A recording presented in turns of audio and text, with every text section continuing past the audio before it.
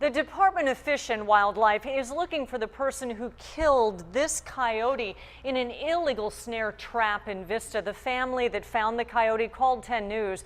Reporter Vanessa Van Hefty shows how the trap could have been deadly for other pets and children. Here in his backyard, Bill Riley discovered what he thought was a napping dog. She was lying right there, and I reached down and put my hand next to her, and she tried to lick me. He called wildlife rescuers, not knowing the young coyote was suffering and nearly severed in two. They came over to pick her up, and that's when we found that there was a wire over the top of this fence.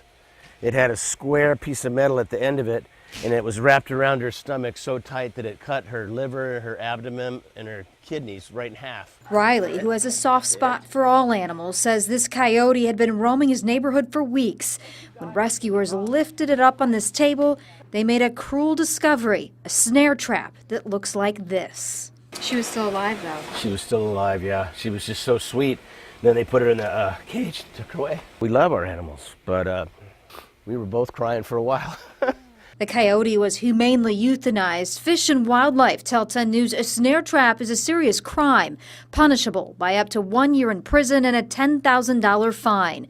The device poses a risk to anything or anyone in its path. It could have been anybody's dog, it could have been a child, a cat, it could have been anything, you know, so nothing deserves to die like that. Riley says while some neighbors here consider coyotes a nuisance, the animals should still be respected. It's a life.